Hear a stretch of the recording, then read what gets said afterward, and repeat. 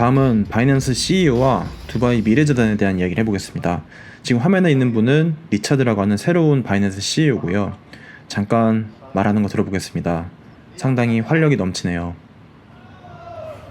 Namaste, happy Diwali, by the way. All right, this I keep quiet first. I'm gonna ask this. Are you pumped up? Good morning, everyone.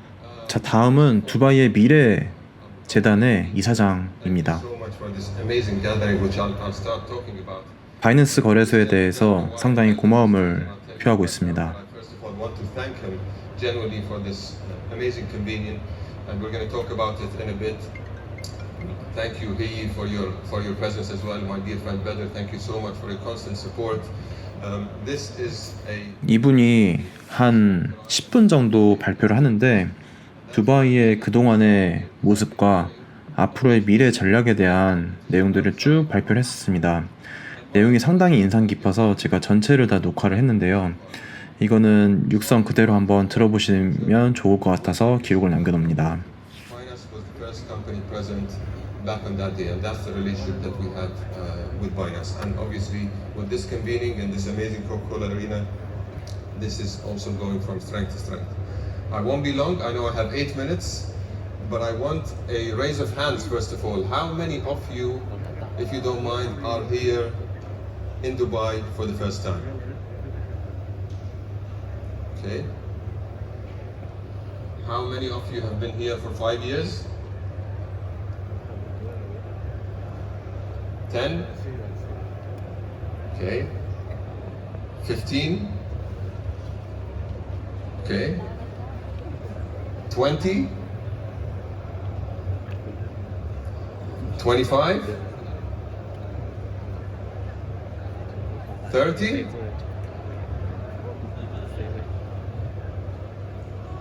35?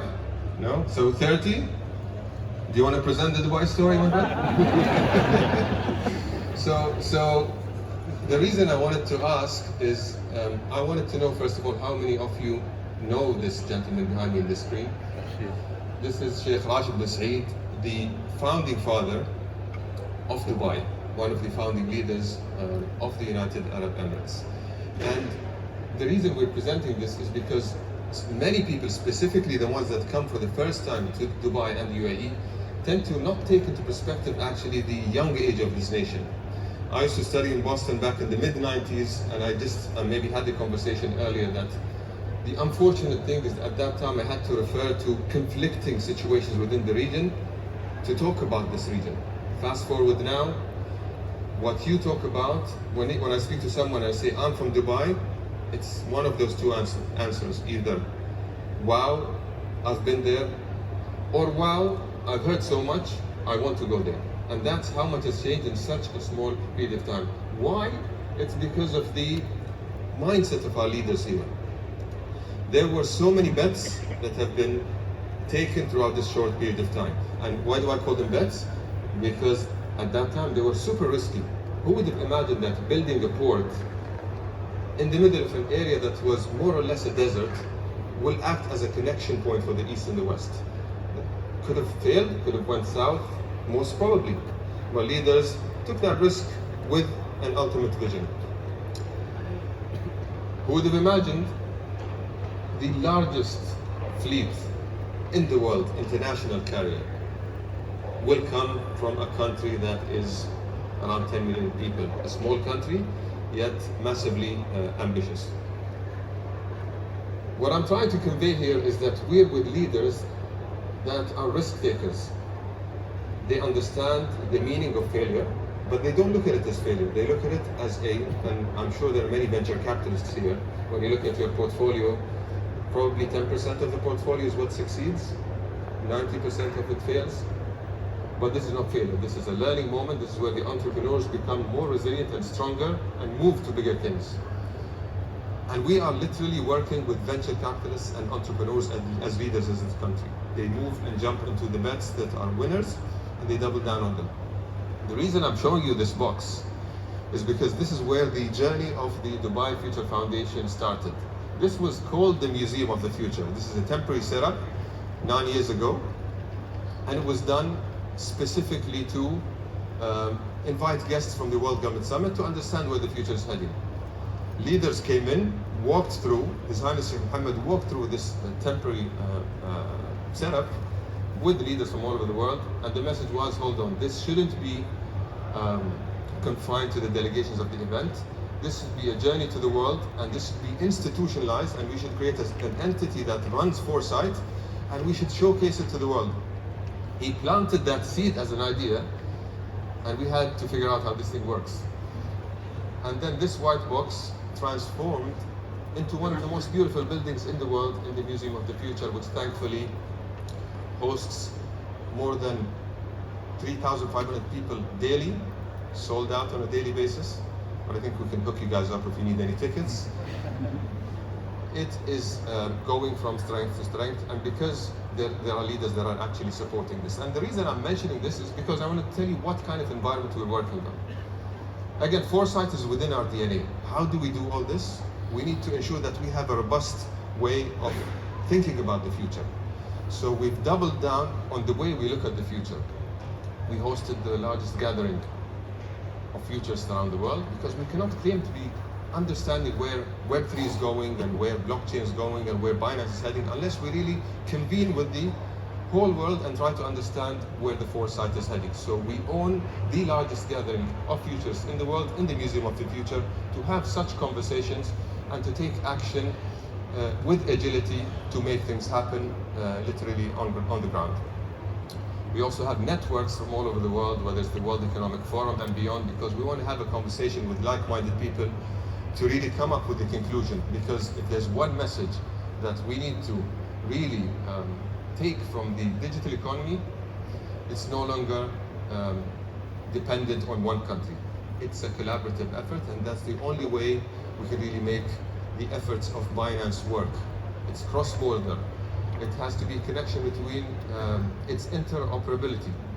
It's investments that are not related only in one region. It has to be a joint, collaborative, global effort to ensure the crypto world actually functions in the right way. Now, I think the biggest conversation is we all talk about Web3. Do we actually have a proper definition for what Web3 is? We know Web 1.0 was mainly in the late 80s, 89 to 2004, where it was more the static world of the websites. Then came the platform world of 2.0. My question is, what is 3.0? Is it the decentralized world? Is it a combination of physical, digital, or phygital world, if you will? Is the metaverse, does it also have a say? How are we going to connect this? So I think the definition of that ecosystem is really yet to be defined purely. Things to take it now, I'll wrap up by talking about our view on Web3 because this is the topic here and this is what we want to achieve with Binance. I don't need to explain this to you all, you know it more than I do. Those are probably the elephants in the room, if you will. Privacy, how are we going to solve for privacy? It goes back to my first point. There needs to be trust and there needs to be collaboration. Security, we know that security is a big issue. There's a major opportunity as well when it comes to insurance and a major market. Trillions of dollars will come from that by 2030. Talked about interoperability and cross-border. There needs to be global connection and enablement of those platforms for them to really succeed. The monetary value, I think we all know it. If you combine AI and Gen AI and the metaverse and Web3 in general, we are not talking about billions, we are talking about trillions. So we cannot take this for granted. We need to make it happen by hook or crook. We need to get this to work. We need to make it safe, but at the same time, ensure we create a sandbox environment, a testing environment that mitigates any risk, but double down on this opportunity that we all truly believe is the future in the digital economy.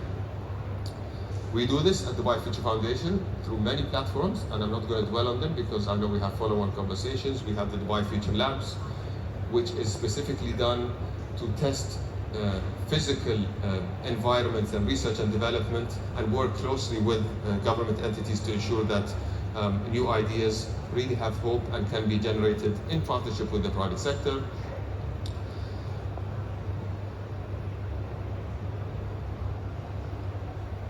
Sandbox as well is something that's super key, and I think we're going to have a follow-on conversation on the sandbox environment. What is sandbox? It's what I basically mentioned earlier. How do we connect the private sector? How do we connect the regulators? And how do we create a safe zone to enable new ideas that can literally go up to decision makers to make policy change? Because as you all know, the biggest bottleneck in enabling innovation is not money. It's regulatory hurdles, because we know there's massive money behind the crypto world, we know there's massive funding behind it, but if you don't have an agile system that accepts and embraces those new ideas, they will never succeed. So our sandbox environment is something that we can work very closely with Binance on. Last but not least, I know I said financing is not major, it is not the most major, but it's also important. There needs to be the right funding mindset to accept the risk and double down on those ideas and co-invest with companies to ensure that we really are walking the talk and investing in those ideas while accepting that many of them might not see light, but at the same time understanding the life of technology and venture capital. So there needs to be investments, there needs to be co-investments with the VC mindset, and for us as a government with a double bottom line strategy. We look at it from a return, yes, but we also look at the impact and the jobs that we create, which for us is even more important than any other return.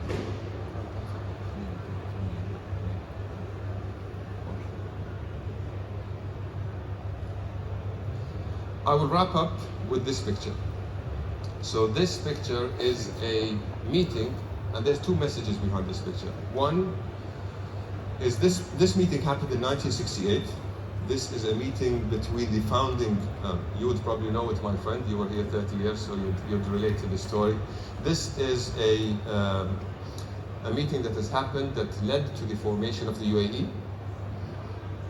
One of the most important convenings in the history of this country. And this is a message to say that for us to really ride the wave that Binance is driving, there needs to be more collaboration, more unity between nations, policymakers, investors, entrepreneurs, the private sector, all sitting in one room and creating cross-border collaborations to ensure the challenges that have been discussed earlier are resolved for and in a fast way. And the second that I want to convey here is the human connection will always remain. We understand the value that's there from the digital world.